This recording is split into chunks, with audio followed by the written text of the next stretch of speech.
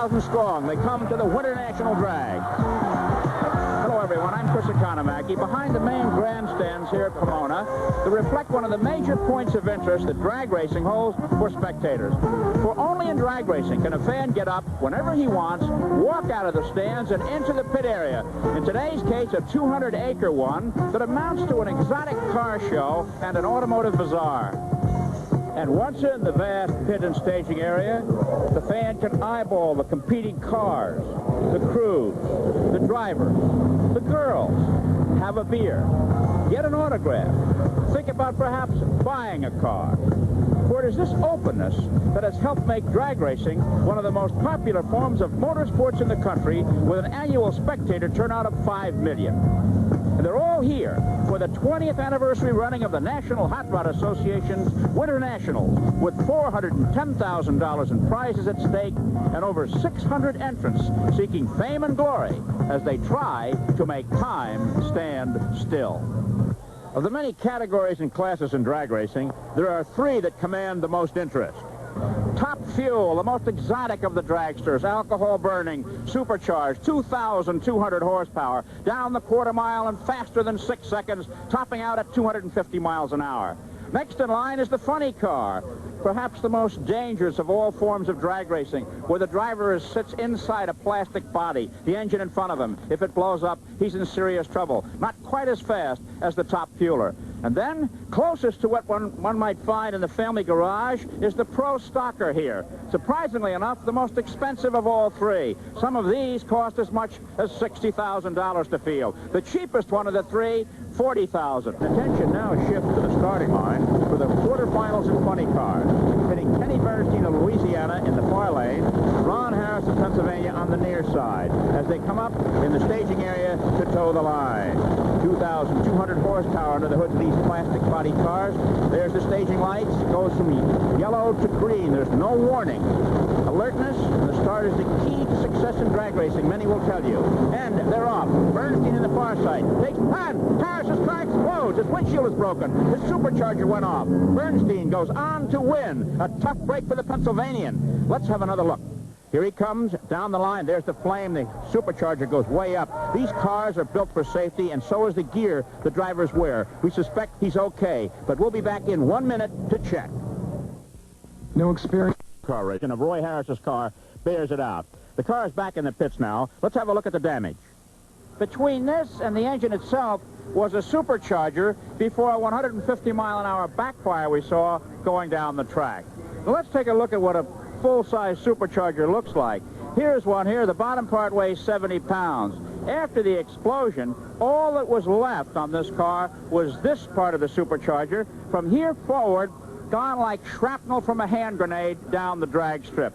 Now let's have a word with the driver, Roy Harris, a 15-year veteran. Roy, that ever happened to you before? No, that's the first time we ever had a blower explosion. What was it like at the wheel when it went off? Well, it was a loud explosion, and you know, I knew it was very disappointing. What about yourself? Did any of the pieces get to you? No, everything stayed outside of the car. It just blows it up and away. Okay, let's take a look at the windshield and hood area where the parts exploded. A dramatic testimony to the violence of the explosion in funny car racing. And a testimony to the safety. Look at that supercharger up in the air, bouncing down and braking on the track. A lucky man, Roy Harris. And now it's more quarterfinal funny car action with Kosti Ivanov, a Bulgarian refugee who lives in Boston, against Gordy Bonin, a Canadian. Ivanov's car, the Boston Shaker. Bonin's machine, the Pacemaker, as they wait for the signal to fly. Up go the noses and down the track they go. It's a close race with Ivanov slightly ahead of Bonin, and Ivanov wins it at 234.98 miles an hour, but Bonin's car is not slowing down. The parachute hasn't opened, and he's headed for the fence. He's going towards Riverside. He's still moving through the snake fence and up against the outside fence. Bonin is okay. He comes out of the car. A lucky man. And his parachute, for one reason or another, failed to open. Here it is again. Remember now, Ivanov is winning at 234.98 miles an hour. Bonin going about the same speed. The normal brakes won't stop the car going that fast. He throws it sideways. It goes through the netting and slams to a final stop against the fairground's outer fence. There it is. Our crew is down at the finish line with him. Are you okay? Yeah, I'm all right. What happened? What The happened? parachute just failed to come out and got bouncing down here and went through the safety net. Slitter slide was into the chain link fence to get it stopped. One of those deals where if the parachute, it's my own fault for not getting the parachute in properly, apparently. Did you do much damage to your car? Or? Yeah, extensive. I mean, if we'd have won, we couldn't get it ready for next round. No way. Tough break for the Canadian. It's not an animal in a cage in the zoo, but it's Kenny Bernstein coming back to drag racing. He goes against Dale Foley. Bernstein was a racer several years ago, took a lot of time off to run a chain of restaurants in Texas, while Foley, the youngster from Van Nuys, California, admits to getting his drag racing start midnight riding on Van Nuys Boulevard. It's Foley in the far lane, Bernstein in the near lane. As they come up, that's Buster Couch, the man with the soundproof ears, waiting to send them on their way. Waiting for the lights to flash.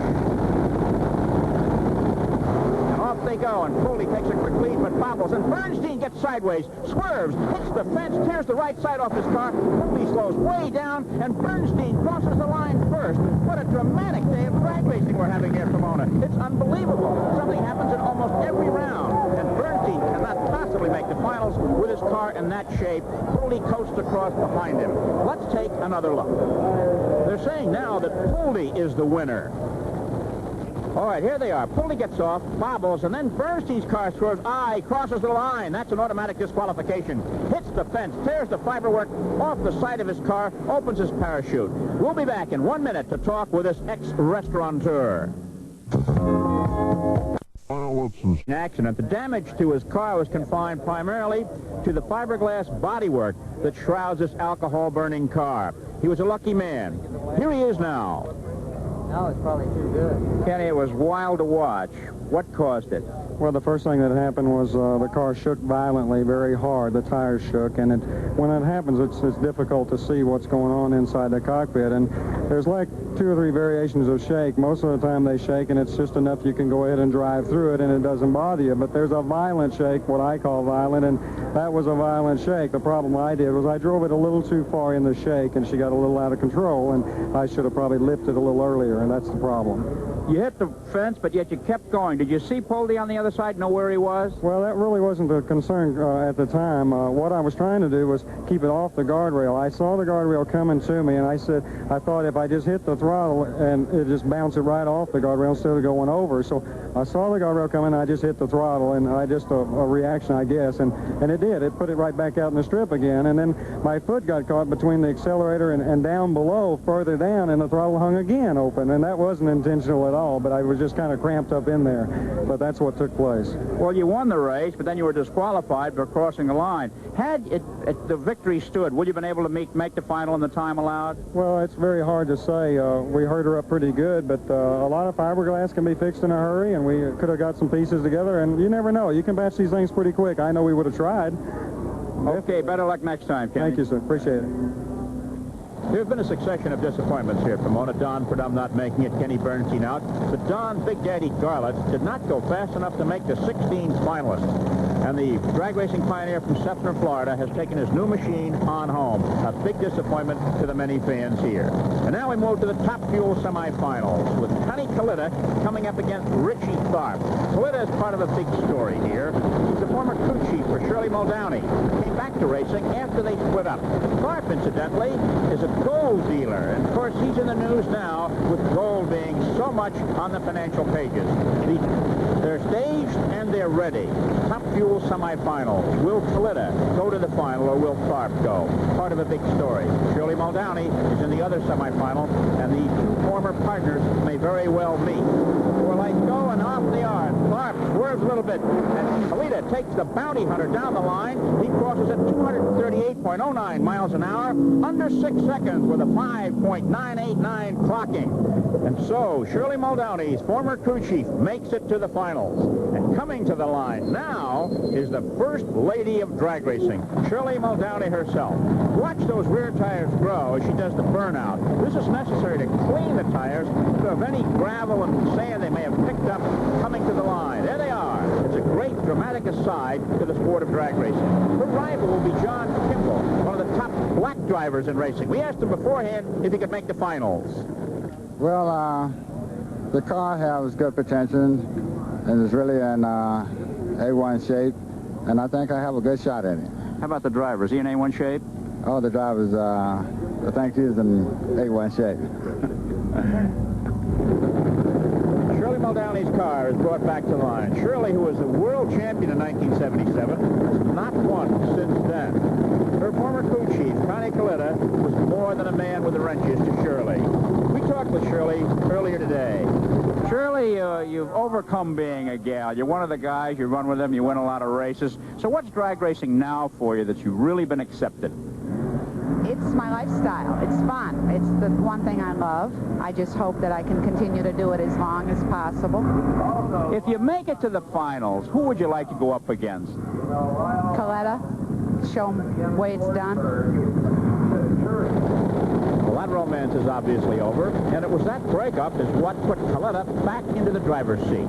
Here's John Kimball, a man who was badly hurt last year. In the last fall, turned his car over to Richie Tharp in a generous gesture to race in the finals. Shirley Muldowney on the near side, Kimball on the far side.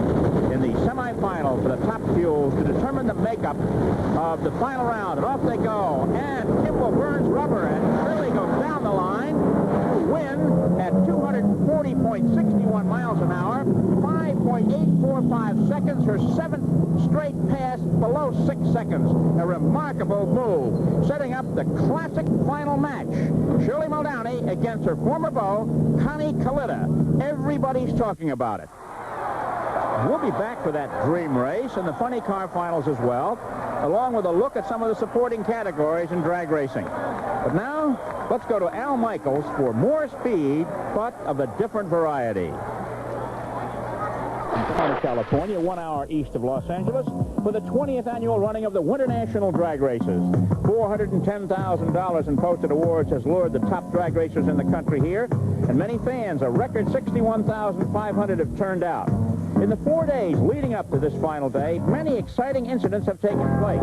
Here, on the right, Willie Meyer, one of the nation's top 20 car drivers, had his trouble. His car exploded. Parts went every which way. But the youngster, only 25 years old, who's been dragging 10 years, got out, fixed his car, and came back to race later. Then Brian Raines had his problems as his engine exploded, sending parts flying every which way. And then Howard Hayden, a dramatic explosion, escaped injury when his top fueler had trouble. So it's been expensive for those who have had to make repairs, but for those who buy fuel, the costs are skyrocketing. Nitro. Where men race cars, this means speed. Fuel is heat, and heat is horsepower, is an old racing axiom. I'm standing in front of a 55-gallon drum of nitromethane racing fuel, the kind the top fuelers and funny car drivers use. To get down the strip takes between 5 and 7 gallons, and at $22.50 a gallon, that's over $150. Extend that into the mile, and it becomes over $500 for 1 mile of drag racing. A mighty expensive pastime. But it's more than a pastime for Dale Pulte of Van Nuys, California, and Ron Colson of Addison, Illinois. They come to the line for the finals in the funny car competition. They've made it through all the preliminaries. Between $10,000 and $12,000 at stake in this one. Pulte, the youngster from Van Nuys, California, who we said got his start street racing. Colson, a rather scientific type from Illinois, has everything figured out. Both of these cars have had a little bit of trouble in the preliminaries, but they have been repaired. It looks like two Darth Vaders going at it as they come to the line. Critically moving to the position, the two top lights showing their pre-stage. And when the two yellow lights light below that, the fuse will be lit. One in, the other, and they're off. Up, and Colson has trouble. He crosses the line, and Pulte takes it down to win at 6.258 seconds. A tough break, but he'll take it any way he can get it. His speed, 238.72 miles an hour, as he heads for the welcoming crew at the end of the run. Tough break for Colson. Let's see what happened here. Apparently the car mishandled, and he crossed that center line, and that's an automatic disqualification. A long way to come for that type of finish. So Dale Pulte, the Van Nuys, California boy, gets the big welcome from the crew. Let's listen.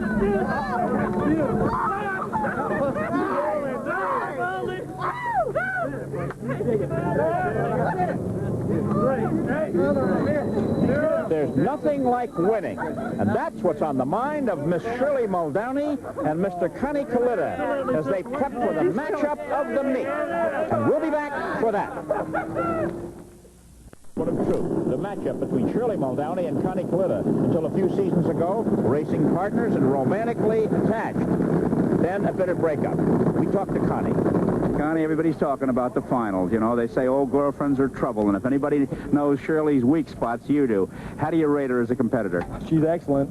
She's excellent. She's a good driver, and Ronnie, her mechanic, you know, I spent a couple years with him, too, when we worked on Shirley's car, and he's excellent, too. That's a good piece of equipment over there to race against. You going to beat her?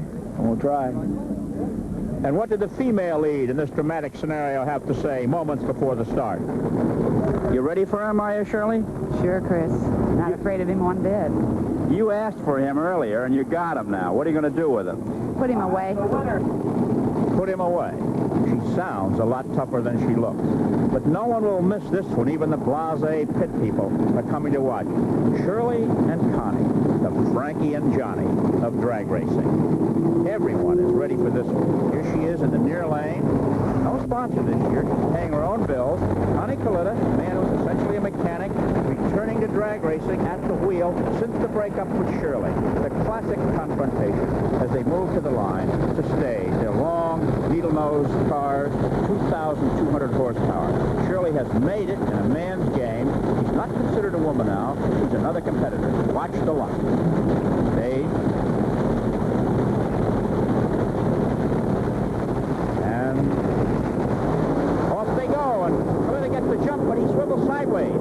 And it's Shirley! Shirley Muldowney wins it. Her first victory in over 2 years. She takes it at 5.940. Look at the glee. 247.25 miles an hour. And another straight pass under 6 seconds. Here, they come to the pits together. Usually, the loser and the winner are hundreds of yards apart. And Shirley gets out of the car. The victory area in drag racing is a lonely place. The crowds are way up the line. Let's listen to what is said.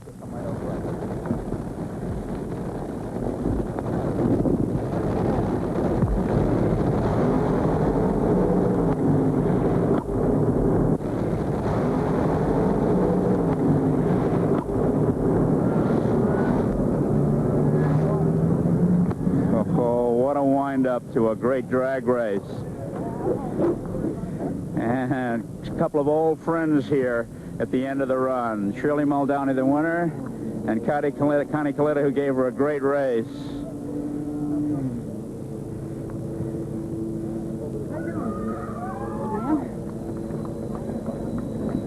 It's an emotional scene here. Turn around, Shirley, so we get a look at you here. You guys put on a great show. It was an important one for you, huh?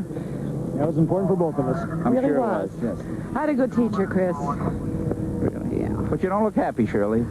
She is. I'm happy. Are you? I'm happy. Well, it's been a tender thing. You're friends for a long time. Yeah, I think... You drove like a man, though. Yeah. Like I said, I had a good teacher. Okay, here